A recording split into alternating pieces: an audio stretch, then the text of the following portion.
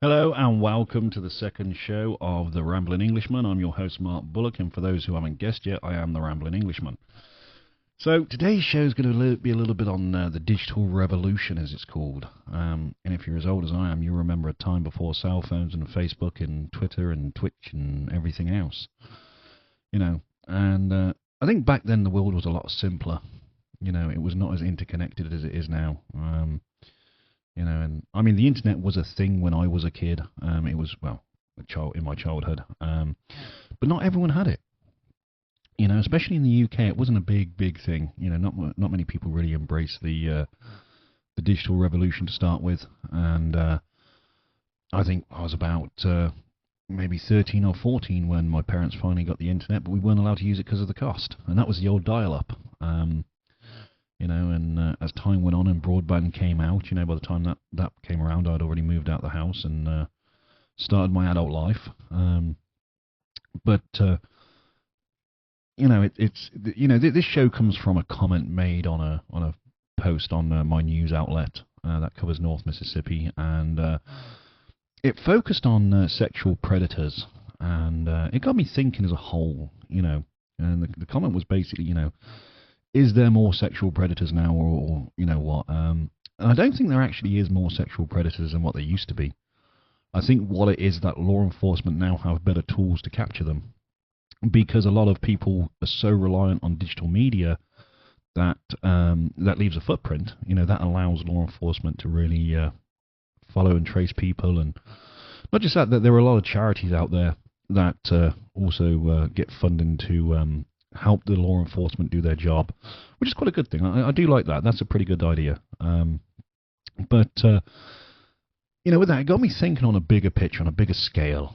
And first of all, I thought this OnlyFans thing, and there's been some horror stories with that. There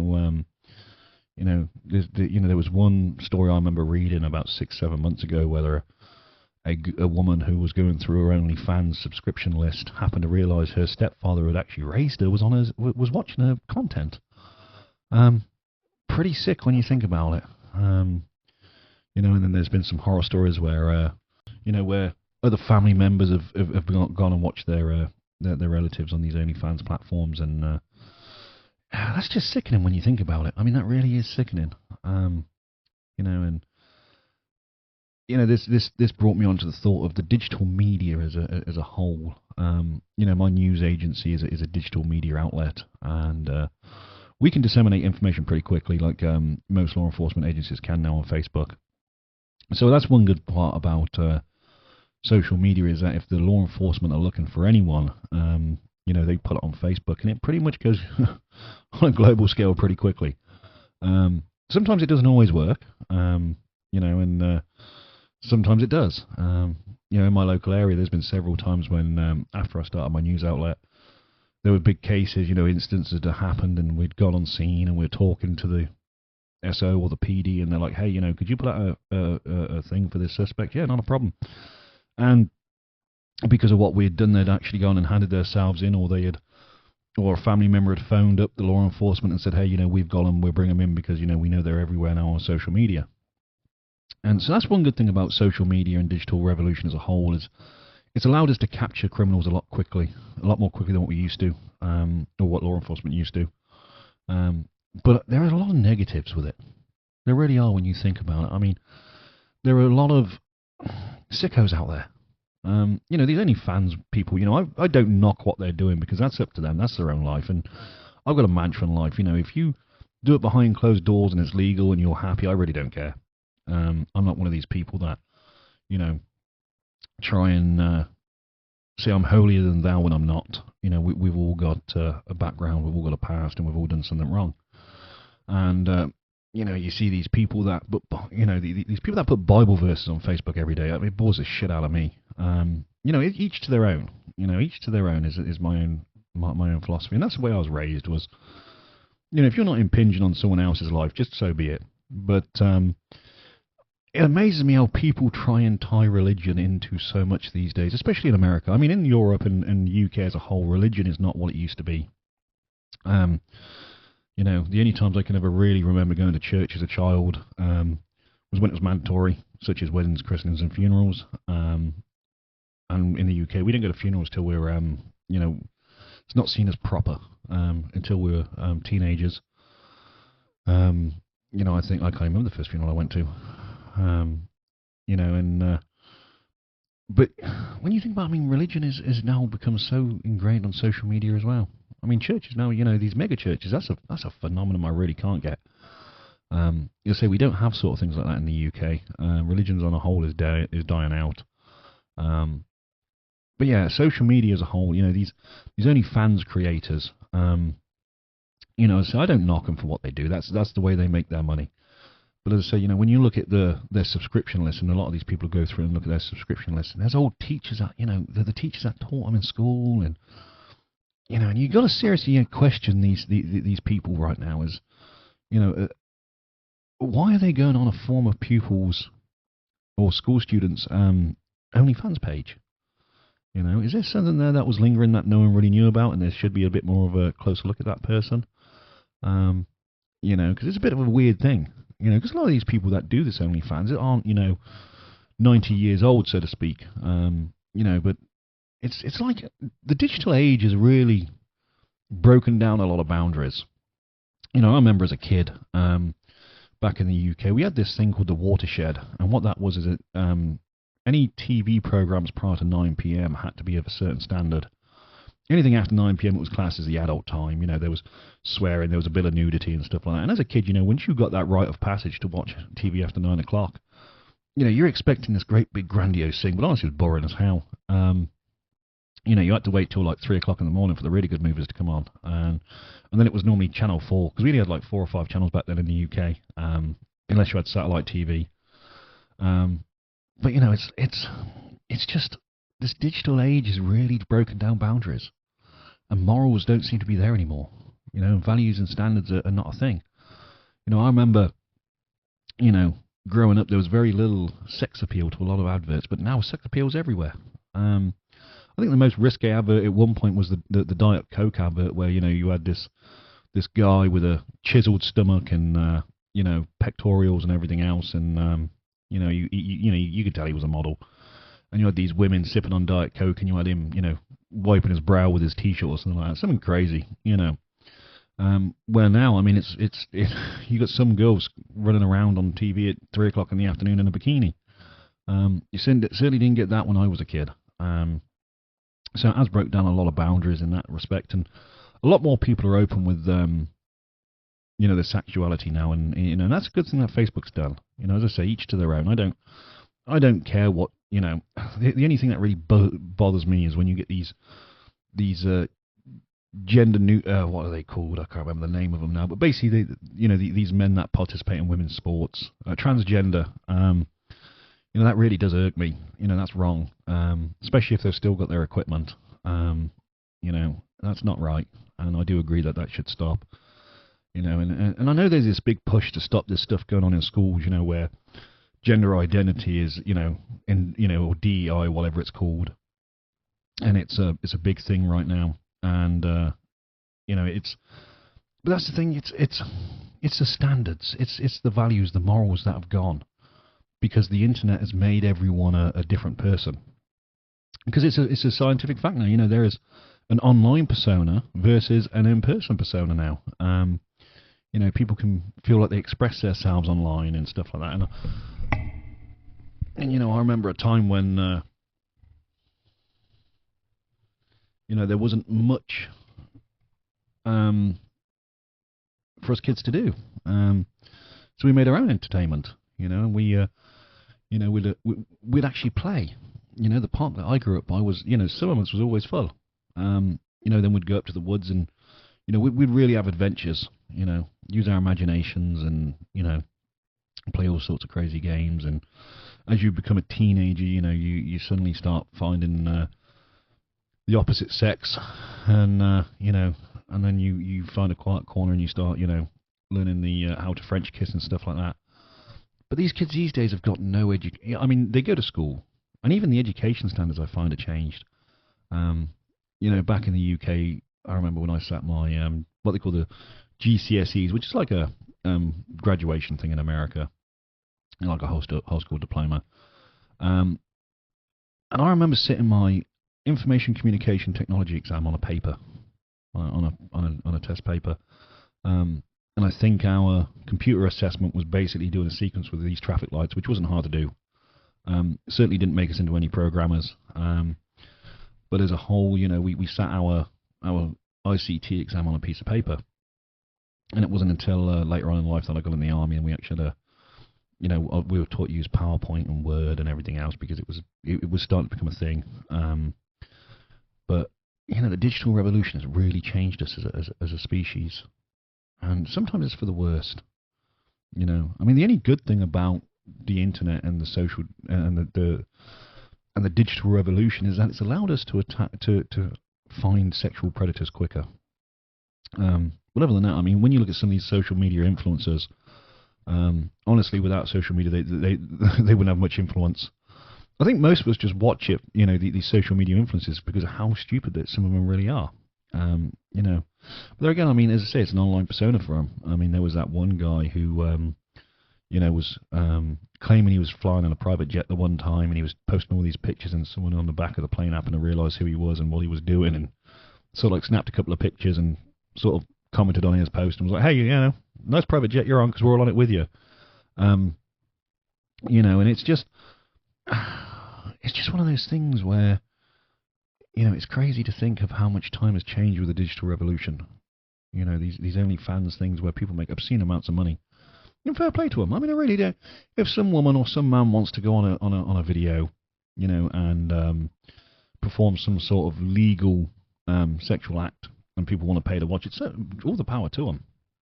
I mean, really, why it should bother us, I don't know. But it's like I say, when I was growing up, it was a different time, and when as a kid, when we'd go for showers and stuff like that, and we were told, because in the UK bathrooms are different. It's not, unless you're rich, you don't have ensuite bathrooms, and everyone shares the same bathroom, and you'd basically have to, genuinely form a line in the morning, especially when there was 3 school-age kids in the house. By the time I got to high school, I was pretty lucky. I was about the only teenager in the house, so I suddenly found the opposite sex, and showers were, the mainstay before I went to school and when I got home and stuff like that. Before that, my mum used to have to fight to get me in the shower, because I was a kid. We'd go out, we'd play, we'd get dirty. We wouldn't care, But now, I mean, the kids don't have that. They're so dependent on games.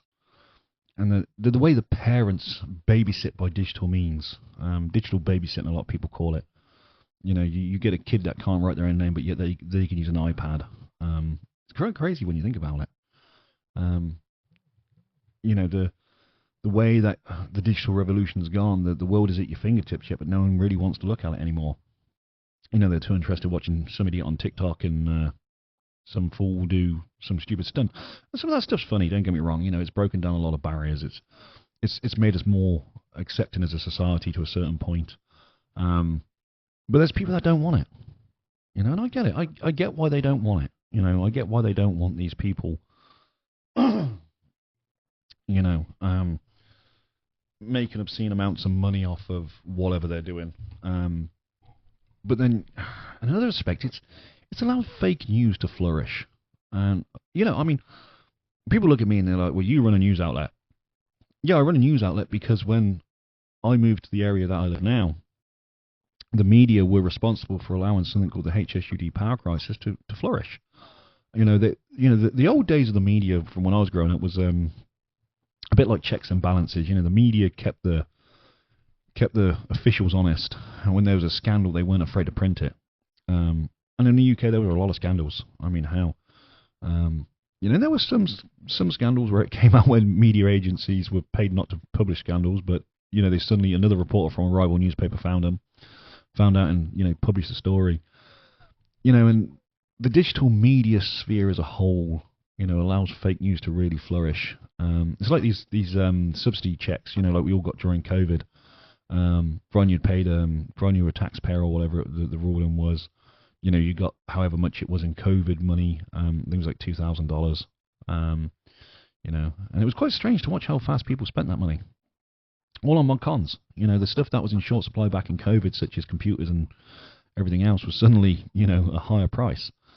And yeah, it's just crazy to think that. I mean, during COVID, whatever it was, I moved around a lot. I travelled a lot for business because I'd pivoted with the rest of the savvy people, and went into the medical supply side of things. But on a whole, classroom, it was shown that schools are no longer sort of really needed because kids can learn online and a computer can be used for that. But yet schools are still there. Like homeschooling with a teacher. You'd have thought that someone would have clicked on by now and said, what, why don't we do our online class and get rid of schools and save some taxpayers' money, or divert that. But there again, you need that social interaction as a kid, and that's what is failing in society now, is this social interaction isn't there anymore. Okay, they get a little bit of it at school, but once they get home now, there's no such of, when I was a kid, we would go outside and play. Once our homework was done, we would go outside and meet our friends and go and raise house somewhere. And it's like in the UK we used to have what they call local bobbies, which was a local police officer that policed the area, like a community police officer. And we used to have great fun trying to evade him half the time. The guy that was in our area was a guy called Police Constable Beresford, if I remember rightly. Used to ride a bike half the time.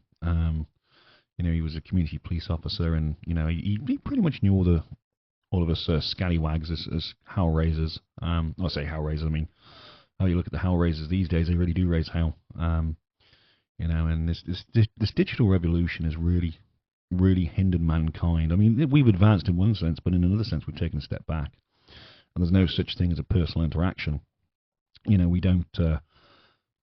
I mean, you think about it, BlackBerry started all of this, or Crackberries as they were once called. I remember having a BlackBerry and being able to Google. I don't think it was Google they used. I think it was like the BlackBerry in-house search engine. But you could get emails to your phone, and it was a lot more than a phone. I remember the first ever phone I got was a real cell phone. Was a Nokia 3310. It was one of those little ones that you could change the case on. It didn't have an aerial, and you thought, you really thought you were the bee's knees with it. Now we've all got these stupid iPhones that. I remember when the first iPhones came out, I was one of the idiots that brought into it. And I remember buying it, and after buying the silly thing in the UK, the guy turns to me and says, "Oh, by the way, half the services ain't going to work for the next 4 years. Apple's still developing it. Well, I've just paid over £1,000 for a phone, buddy. I want it to work." But it's just one of those things where so much has changed in the digital ages. We're still getting to grips with it. We're still learning how to navigate that process. And people are finding new and imaginative ways of, turning online to a good thing or a bad thing. I mean, you look at the number of scams now. I mean, it's this open information thing. I really don't like it in America. In the UK we're quite private people, and there are laws protecting our data and stuff like that. But in America there really isn't anything like that.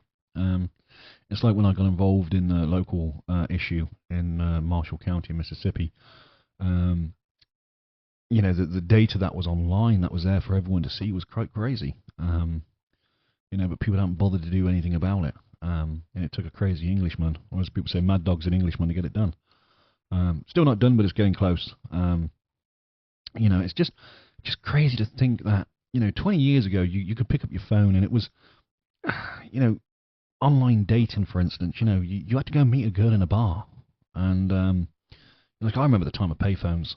When I was getting into the dating scene, payphones were still a thing, and one of the best chat-up lines I think I ever had was you'd have a 20p piece, a bit like a quarter, and you'd be talking to the girl at the bar, and you'd put the 20p on the bar, and you'd slide it over and say, go and phone your mum, tell you you're not going to be home tonight. Sometimes it worked, sometimes it didn't. It had marginal success in some respects, but now it's just text your mother. It's just one of these things where social norms have changed as a whole, and people are still trying to figure out and learn how to use social media for the right reasons. It's like people that make money out of Facebook, these content creators, the clean, not the smart. I was saying that I was on Facebook the other day, and there was this OnlyFans page or this OnlyFans person that had a Facebook page that she was paying for ads and, scantily running around in a bikini, and, you got to stop the video at this second to see her fully nude or stuff like that. And, I remember as a kid, we would never sexualize anything. Sexualization when we were kids, wasn't a norm, and yet I see it on a daily basis now. And I've like there's a local town that I once went to in Mississippi, and it was for a Christmas parade, and I was shocked and sickened to see young girls. When I say young girls, I mean kids, performing a dance routine to highly sexualized music, and the moves they were doing were very suggestive, and that really put a bad taste in my mouth, because that's not normal. That is not normal in any sense of the word. That is sick and disgusting. And what made it worse, you had all these older men hooper and hollering and encouraging them and giving them this. And that's just sick. Just shut the fuck up, people. But people see that as a norm now. And that's the bad thing with this is, 20, 30 years ago, that would never have happened. There would have been so much uproar. How? These people would have been ostracized and been in court quicker than you could think about it. But now it's just normal, everyday, common, everyday thing. And it's the sexualization of life because of the digital revolution is one of those things which I don't think we'll ever quite get over just yet. And I was always raised to, whatever goes behind closed doors is your own business, but you certainly don't pull out in public. You don't air your dirty laundry in public. But now you've got people that put their own, these passive aggressive posts on Facebook, hubby's doing this, or this is going on, or, don't think I'm such a fool. It's like, Jesus Christ, people, go and sort your problem out the old way. Go and talk to the person. Gone are the days where you actually use the art of your mouth and saying, hey, I remember, I was talking to an old army buddy of mine the other day, and we're just talking about an incident that happened when we were in service, and, how it was resolved. It was the old way where, the two people went and had a chat behind the accommodation block for 20 minutes, and, they basically appeared 20 minutes later after resolving their problem. No knives or guns involved, and we all went for beers. Now these days you're liable to get shot or stabbed. It's like I was looking at the news the other day with this Memphis task force, and looking at most of these kids, and they are kids who are on murder charges, and you look at it, and you look at the content on their social media, because I've done that. When we report on a story, we don't really report on Memphis, but, we do report on local area stuff, which, because we're close to Memphis, we get a lot of overspill. And I remember, going through it and watching all of it and seeing how it all unfolded. And then, when you go on their Facebooks to do a bit of background, you see them dressed up as these wannabe rappers, and gold chains and stuff like that. And it's sort of like they're kids, they are kids, and they don't have a childhood anymore because everyone's sat behind a gaming console, or they're on their tablets, and there's and these people say, oh no, it doesn't do anything to them. Really? Okay. You look at the mass shootings alone since the digital revolution, the online revolution.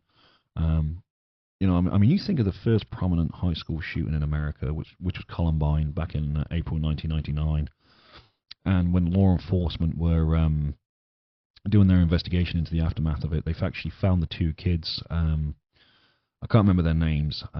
They'd actually used sort of like their planning phases from Doom or something like that as a blueprint for their attack. And they said that computer games don't harm kids. And when I was a kid, we had gaming consoles. We had me and my sister, my middle sister, we shared a Sega Mega Drive, I think it was called, and we had this Disney game. Mickey Mouse was basically Aladdin. It was quite funny. And that wasn't violent at all. I hate the magic carpet phase of that. I kept dying on that one. I kept missing the magic carpet. Then we used to have this thing called King Spot, where it was a little like bottle top off a 7-Up bottle, and you'd just basically collect coins or whatever. But now, you got these Call of Duty games, and some of them are really graphic, and they say it doesn't desensitize kids. Well, I'm sorry, it does.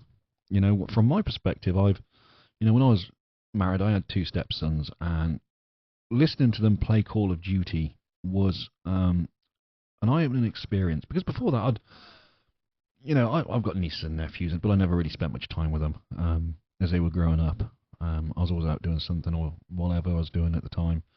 And you know, and you listen to my one stepson the one day, my ex stepson now, and how he was so excited because he was getting triple points for shooting someone in the head. You know, and they say that games don't desensitize kids because when you watch these computer games, they are so graphic these days. Yeah, okay, we had a bit of blood in our games, Street Fighter, and you'd be the two-dimensional character, and you'd kick someone in the face, and a bit of blood would splash out. But their heads didn't explode, and you didn't see brain matter everywhere, and it didn't fill the screen full of, this digitized blood. And as I say, these OnlyFans models as well. It's just this digital revolution.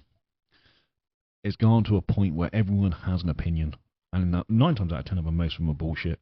People are probably sitting there listening to my podcast saying, "Yeah, shut up, you fucking idiot." And I don't blame them. This is a ramblings of an Englishman for a reason. Not that I'm going to do a social revolution or anything like that, because that's not within my scope or my ideals. But, looking at this as a whole, stepping back and looking at the whole digital revolution, we are, as a society, we're breaking down barriers, but we're not putting any countermeasures in place. It's like this whole transgender thing. That's something I can't get on board with. I'll admit it. I'm old school. There's only 2 genders in this world as far as I'm concerned. I remember, my mother was very against tattoos and piercings. And, for girls, my sisters had their ears pierced at a certain age. My one sister actually used a frozen chip and a sewing needle to pierce her nose, which was quite funny. I remember my mum asking her how she got her nose pierced, and she said, I used a frozen chip and a sewing needle, and she literally jammed it through her nose. She used a chip to chill it, to freeze it, and then ram the fucking needle through. But I remember, my mum always used to say, if you're meant to have tattoos or piercings, you'd be born with pictures on your body, and you'd be born with holes in your body. And that was something her dad used to say to her. I never met my mum's dad because he died before most of us kids were born. But I remember when I got my first tattoo, I was in the army and I was 16. And for those that don't know, we can join the army at 16 in the UK with parents' consent. And I phoned my mum up and I was like, "Hey, I've got a tattoo." And she's like, "No, you haven't." I said, "No, I've got a tattoo." It wasn't the biggest tattoo, don't get me wrong. It wasn't this great big thing that covered my arm. It was a discreet thing because we had this tattoo policy where we weren't meant to have them below our elbows because, short sleeve order in the summer months, we weren't allowed to show them off. Guys did. Once people got to their units and all that, tattoos didn't really. The tattoo policy really didn't matter. But I remember getting this tattoo, and I remember getting home, and I think it was about 2 weeks after I got the tattoo, so it's still sort of healing. It had healed mostly, but it was still sort of healing. And I'm talking to my mum about it, and she said, "You really got a tattoo then?" I said, "Yeah." And she said, "Well, you shouldn't have one." And I said, "Well, you weren't there to stop me." And then she asked to see it, and she looked at it, and she slapped it. And I remember it hurt a little bit, and then, that was it. There was no more discussion about my tattoo. It was never a thing. And I remember how, my sister, the one that pierced her nose with a frozen chip, or French fry as it would be called in America, and a sewing needle. She had a friend that did tattooing or something, or they used Indian ink, or they used something, and they did their own tattoos. And I'm like, sod that, I'll just go to a tattoo artist. And it never looked right. Her tattoos never looked right, even to this day. She's got these tattoos which have been done by hand, and they're not the best tattoos. In the army, we used to call them shat tats. But no, this whole digital revolution thing, it's made people as a whole. It's broke down a lot of barriers, and not for the better either. I remember growing up, and sexualization of kids wasn't a thing, but it's now the commonplace. When you watch these dance routines they do to these songs, and stuff, and you listen to some of the songs. I mean, Jesus, there's that one, the fat ass pussy song or whatever, or the wet ass pussy song or whatever it's called, and I'm like, that's fucking disgusting. I'm a warm-blooded male and stuff like that, but I don't want to hear some girl sing about it on stage. I suppose I'm old now to most people. And as I say, I mean that stuff, that sort of stuff should be private. And they're like these OnlyFans models, if they want to go and do it, I really don't care. But it's sick when you see, as I said earlier on, the people that are on their subscription lists, former teachers and stepfathers and all sorts of stuff. It's fucking sickening. Then you've got that one woman who actually who's an OnlyFans model. She's like 40 or 50, and her son records all of her content. He's a cameraman. I mean, in what world is that normal? That's fucking sick. That is really sick. And I remember, as a kid, I grew up with this kid. I'm not going to mention his name, but he had access to the best porn stash in the world, we thought, and he would steal his the videos from the porn stash, and when we were teenagers, we'd pass them around. And that was our education. I mean, that was an education back then. That was the old VCRs. You'd have to fast forward to the good bits, and then and now you just skip. Kids have got lazy as well. This digital revolution's made everyone lazy. Hell, I remember the days when, we had to write assessments for school for our GCSEs, and you had to go to a library. God, I hated going to the library in school. Going through the index cards.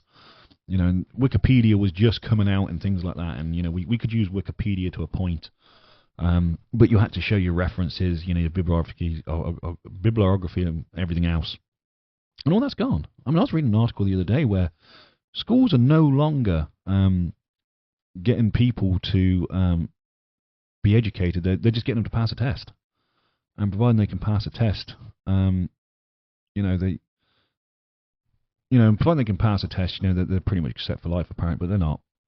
And that means now there's this, because a lot of our assessments are done online or whatever, kids are losing the ability to write neatly. I write like a unless it's capitalized letters, I really do. My writing's atrocious. It's worse than a doctor's writing, most people tell me. As long as I can read it, I don't care. If I have to write something that someone has to read, I can be, my handwriting can be very neat and tidy, but half the time I don't have time to stand there and explain to people what I'm doing. I'm just taking notes, so I just write down these scribbles that I can understand. Mark's shorthand version of everything. Note taking was never my favourite thing to do. But now these kids just don't know how to do it. I remember, trying to teach my stepsons how to take notes and stuff like that. They just could never do it. It's because school never taught them to do that. And this digital revolution, everything's at your fingertips, and that's nice in some respects. It's like one thing I can't stand about America is how much personal information's in the public domain. In the rest of the world, that's illegal. You get the yellow pages, you get the white pages online, that tells someone's phone number and address at a push. But you certainly can't find out what car they own if you pay $12 or something like that. That's personal information. And people say, well, I wonder why we get scammed all the time. Well, because your personal information's out there. And no matter what, scams with the online platforms have become it just becomes so ingrained in society as well. This Nigerian prince trying to give all this money away over email. Back in the day, that actually worked, apparently. People genuinely did fall for it. It's just, as Mark Twain once said, religion was born out the first idiot meeting the first con man. And this Nigerian prince was the first con man meeting the first idiot online. And, it's like the dark web. I've gone down that route, and I went on there once just to be nosy, and I think I was on there about 5 minutes, and that was enough for me. That was not the most, nicest place to be. Where you could order all sorts of stuff, and it was just, it's like that guy that got done for running, I think it was a Silk Road on the dark web, where it's like a mail order narcotics thing. Illegal narcotics is crazy. But yeah, this digital revolution really needs to get a grip. It's like, we talk about the normalcy in society and how much it's changed. There was a police officer, I believe, in Michigan the other day. I had to go for a court appearance, but it was a Zoom court hearing. And the court, he sat at home. He was obviously on a day off or something like that. And he'd put his shirt and tie on, but he hadn't put any pants on. And as the judge is swearing him in, someone suddenly keenly realised he wasn't wearing trousers or pants. And the judges, everyone's like, well, where's your trousers? But it was just, oh, sorry. Just a blank expression with an apology. And it's like, that's not normal. A sworn police officer forgetting to put his pants on, or not putting his pants on, because, check your camera angle. Seriously. Everyone, Society's got so lazy because of the digital revolution. It's like this predictive text. God, if you've got someone that doesn't proofread their stuff, it's a nightmare. I've got a few people that I know that are like that. And they just rely on predictive text, and it's like you've got to be a code breaker to figure it out. It's just made us lazy. I mean, I'm partly responsible for that as well. I do that sometimes. Especially when I'm in a rush. You get these things where you try and rush through it, and it doesn't always work out that way. And it's like there's me sat there saying, the digital revolution. There's me running an online news agency, and that's why people ask me why I started that, and I did it because media had changed so much. I remember as a kid with the print journalism and the TV journalism, they were always holding someone to account. There was always some scandal going on because they'd found something out. And as I said, the area that I live in, there was an issue with the power grid, where the local town in Holly Springs had owned it since the year dot. They literally built the thing, but the city governments over the years have been neglecting the infrastructure and taking the money. And now it's to a point where there's constant outages and stuff like that. And one of the reasons the problem was allowed to flourish was because the local media outlet really wasn't doing much. And the only time the news outlets from Memphis would come in was when there was a mass outage, and it was out for days on end, like an ice storm or a snowstorm or something like that. But these smaller little minor outages, because no one was really paying attention, bringing it to the public attention. And the public were bitching about it, but they just didn't know what to do. I remember a friend of mine telling me how bad the power grid was before I came to the area. And I'm like, it can't be that bad. We're the 21st century in a modern world. Yeah, I mean, it's literally like living in a third world country. Genuinely, that's the way it is. People lose thousands of dollars a year in just electrical appliances around here. That's not to mention the food because of the power cuts. And it's just this whole digital thing. It's made people so lazy. It's opened up new horizons, and it's give everyone a voice when sometimes some people shouldn't have a voice. I'm all for freedom of speech, and everyone has their own opinions because everyone's like, opinions are like assholes. Everyone's got one. But sometimes there's just that person you sit there and you look at and you think you really shouldn't be saying what you're saying because you're an idiot. You really don't understand the concept. But social medias give these people a voice and a platform. And sometimes it's funny. I mean, don't get me wrong. I've seen some British politicians that have tried to use Facebook for, election means, and they come up with some absolutely bizarre, stupid statement. And when you actually sit there and you listen to it, and you're like, you really make yourself, you make yourself sound like a muppet. And I mean, just society just needs to figure out how to do this thing, and this older generation, I mean, we're not that old, but we're, back in my day, I remember that as a kid, back in my day, if you listen to our parents, they walked up to school, uphill both ways, because in the UK, we do walk to school, it's a common thing, actually when, I was the youngest of the first crop of siblings. So the second crop of siblings actually got lifts to school, where I was the last one who actually had to walk in the rain. Uphill both ways. It wasn't fun. But that was character building back then. I mean, and it's like, what is now classed as child abuse 20 years ago wasn't. And that's because of social media. You see these kids on social media that are having a meltdown because mommy or daddy won't buy me the candy bar. And you sit there and you think, when I was a kid, if I did that, I'd be slapped. But society's allowed that to happen because of a digital revolution. Because, and don't get me wrong, there are some parents that do take it to the excess, that do genuinely abuse their kids. Not just parents, but people in general. And those people need to be stopped. And the only one good thing about social media, the digital revolution as a whole, is the fact that it's allowed law enforcement to catch sexual predators a lot quicker. It's going to be one of those things where they're developing new tools all the time to catch these people and figure out what they're doing and how they're doing it, because it needs to be controlled, and they need to be stopped. It's like there's a big advocacy group, there's a big charity in North Mississippi. I think it just covers Mississippi. I don't know if it's a national thing, but they're pretty good at sniffing out sexual predators, and they're not a vigilante group either. They do actually work with law enforcement privately, and they find people who are doing these sickening and horrible things to kids, and they give it to law enforcement to finish off the investigations. And they literally just give them the evidence. And it's all about responsibility online. You've got to be responsible. And, the moment you remove that responsibility, that is the moment everything goes, holding someone accountable for what they say. Because, yes, there is freedom of speech.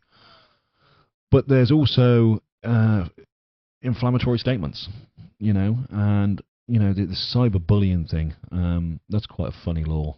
As a media outlet, you can't get done for cyberbullying if you're doing the media for the right reasons. When you're reporting on someone that's running an election, you are serving the public interest. If you're throwing mud on someone who genuinely has done nothing wrong, that is illegal. That is cyberbullying. And these people that harass people on Facebook, I really can't stand that.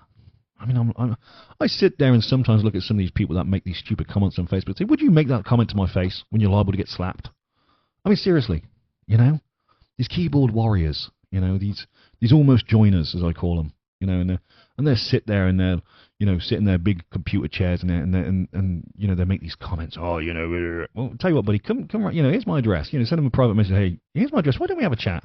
I did that to someone once, actually. They still never turned up. And I mean, my days of fighting are long gone, but never judge a book by its cover, so to speak. And these people are just think they can get away with everything online now because there's that computer, there's that barrier. This trolling thing is like a new sport. And they set up fake profiles, and they basically haven't got the balls or the backbone to come and confront you in person, so they set up these fake profiles. And we get it all the time with our media outlet because we upset a lot of people because we pull no punches when we embarrass people in the sense of law enforcement when they do something wrong. When they do something right, we praise them, we really do. But when they do something wrong, we really do throw them under the bus, and we reverse that bus on them several times just to make sure it drives the point home. And then you get their supporters. It's like these elected officials who are sheriffs. That's and these appointed police chiefs by mayors. It really is an odd, bizarre thing to me. In the UK, we don't get that. The sheriff is not an elected position; it's like an appointed position by the mayor. But they certainly are not law enforcement. They wear funny clothes, actually, and a white feather in their hat in my hometown. And they only come out and sit on official ceremonies. And back in the day, though, the sheriff was a thing. But once policing become modernised and normalised, and the office of sheriff was quickly removed once there were standards and practices in place. Because I actually found out during one election there is no legal requirement for a sheriff to be law enforcement qualified. Weird or what, hey? They just got to go on this stupid course, which tells them how to tick a box, I think. And our local sheriff's pretty great. I mean, that guy, I think he was MHP for a long time. And he's a good guy. And he's fair. He's hard, but he's fair. He now looks like everyone's favourite grandpa. But he's not to be he's not to be crossed. But he's got a wealth of experience, and I've had some quite good chats with our local sheriff when I've been reporting on crimes. And he's got some funny anecdotes about his early days in policing, back in the 60s and 70s, and the difference in what it is now.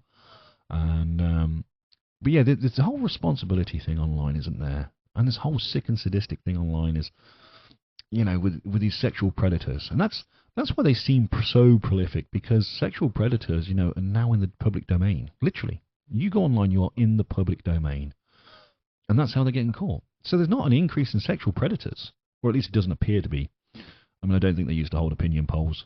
It's just that law enforcement got better at catching them because they use social media and they use all sorts of things to communicate and transfer files, and these people get caught that way. And it's one of those things where when you look at social media and the digital revolution as a whole, if people still kept the old core values and standards, it would help a lot. Don't make comments which you can't back up.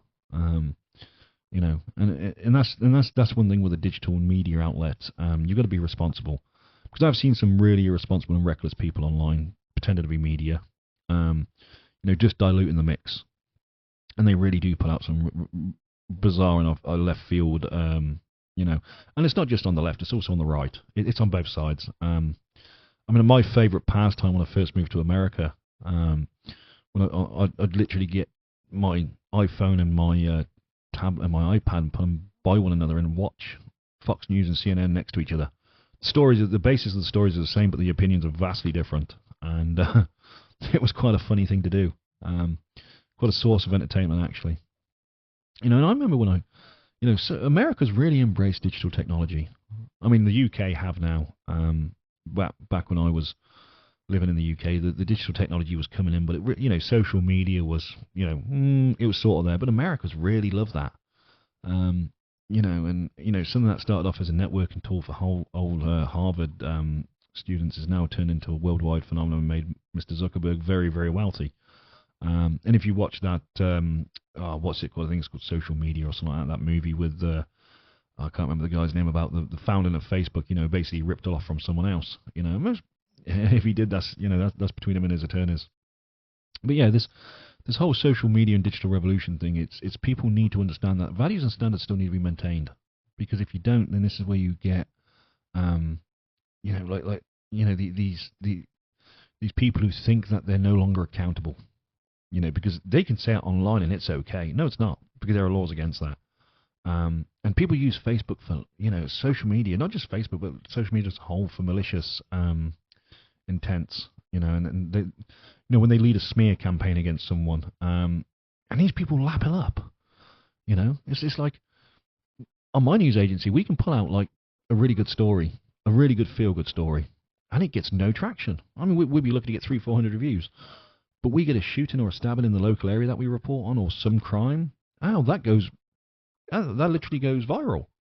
We had one video that went really viral. I mean, we got like 3 million views on it. It was crazy.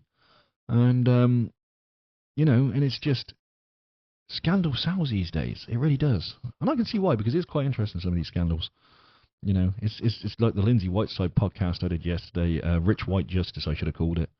Because there really is a thing, there's such a thing as that, I do believe that. After seeing some of these court cases and looking into them, it does seem like there is a rich white justice, and then you get this social media malarkey, which, really is a horrible thing in the wrong hands. I mean, in the right hands, it's a perfect tool, like with anything in life. But if you lose your values and standards, and a lot of people do, it's like these OnlyFans models, as they call them.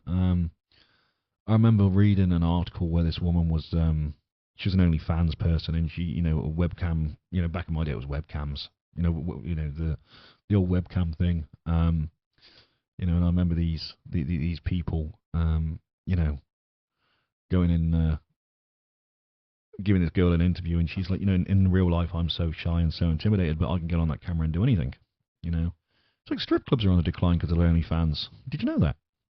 Yeah. And that's the thing, it's these people who pay for sex, especially the OnlyFans. I mean, the girls and boys make a lot of money at it. Fair play to them. But you look at it, and I'm one of these ones. If I'm going to buy something, I want to be able to touch it. I don't want to be sitting there on a computer screen and just watch. That's not fun. Jesus, people, gone to the old days when you used to have fun in the bedroom. Now you sit there and watch OnlyFans. That's not fun. And the education I had growing up was pretty fun in life. It was a great childhood for some. But now I think most of it would be classed as abuse because of but then you look online and you look at the standards online and you look at some of these parents and how they've raised their kids, and they literally get, nanny iPad, as I think some people call it. They literally just give their kids the iPad and it looks after them. And that's not a life for a kid, Not a life for anyone. We spend far too much time on our digital devices, and I like the thing with iPhone where it tells you how much time you're really spending on your phone a day. And I actually had I do a lot of work on my phone, being in the media.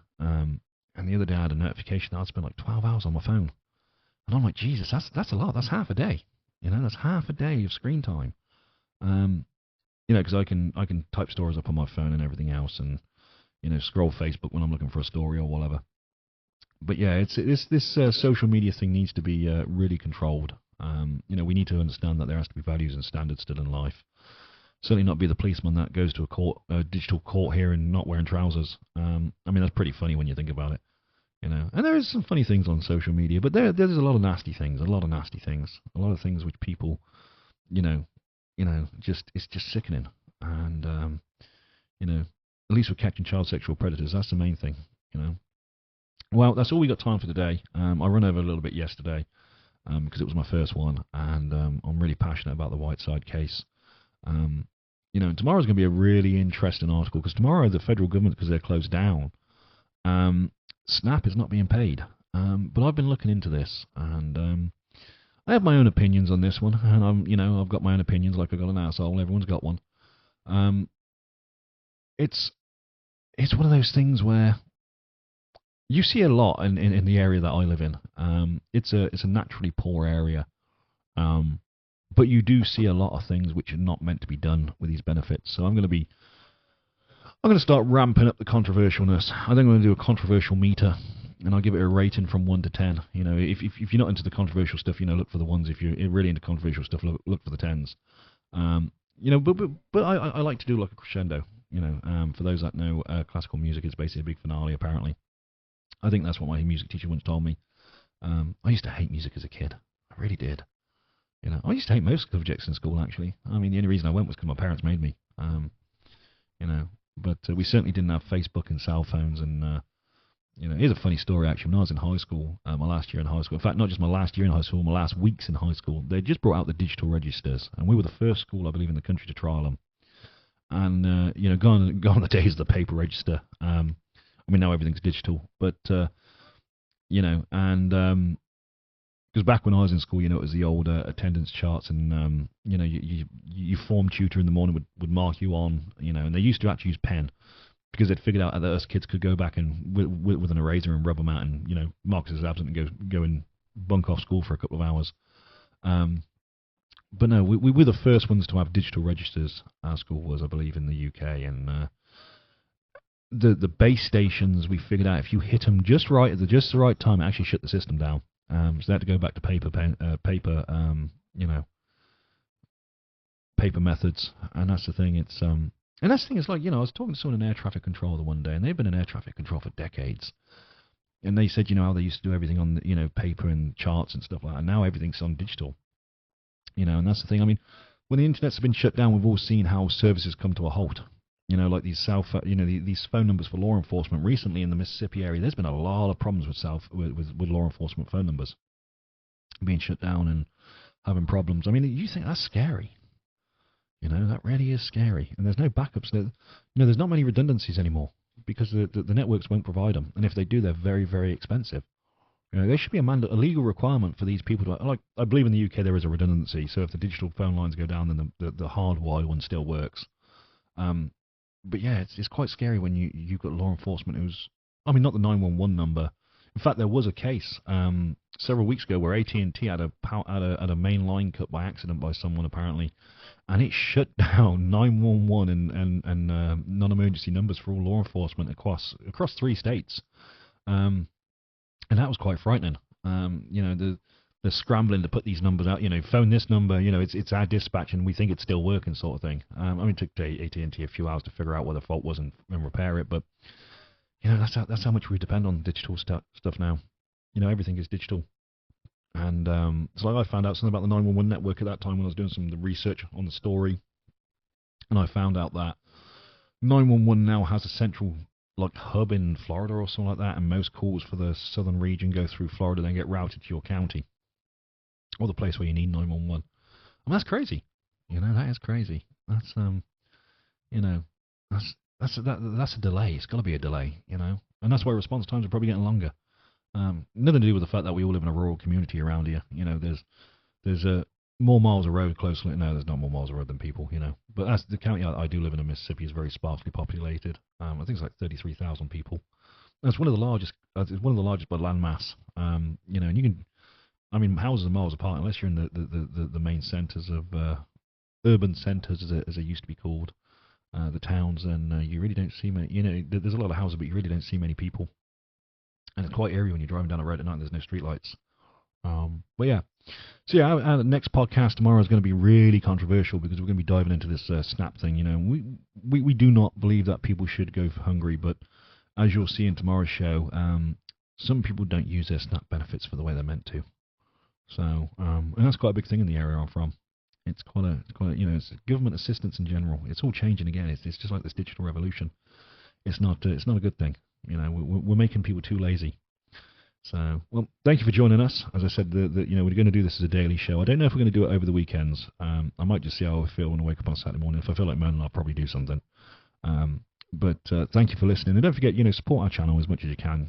Share it, like it, subscribe. I know we do Apple subscriptions, but we're also on this podcast because I also do another one, True Crime Investigations. So if there's any true crime junkies out there, look for True Crime Investigations. It should be listed next to this show. And then you can get to listen to some of the cold cases that we've been asked to cover by law enforcement. And then there's actually another one we're doing right now called the Hernando Houdini, the true story of the escape of dangerous criminal Joshua Zimmerman. That was quite an interesting case. And for those that remember that guy, he was the one that was arrested in Chicago in August 2024 after a 15-hour standoff with law enforcement, just 3 streets away from the DNC conference. The idiot didn't realize the DNC were in town, and he got picked up on a facial recognition camera with an active warrant after he escaped from a courthouse in DeSoto County, Mississippi, some 67 days before. So my news agency was one of the ones that followed that story intently. We actually gave a lot of information to law enforcement, which later turned out to be credible from the sources we generated. So we're now doing that big thing on that. So support us as much as you can. If we get enough traction on these things, we do make a bit of money off them, and it helps cover the cost of materials and time. So thank you again. Don't forget to like, subscribe, and share it everywhere you can. And tune in tomorrow for, I don't know what the title of the show is going to be. I really got to get this planning thing down. There's me talking about being lazy in digital revolution. There's me being lazy myself. But no, I've got to get a schedule drawn up, and by next week we'll have everything. We'll have the creases ironed out, as they say. Fine-tuned, and we'll be as slick as a racehorse or a whippet, whatever the saying is. And I'm going to start injecting a bit more Britishness in my podcasts because Britishness is pretty funny. I actually find it quite hilarious.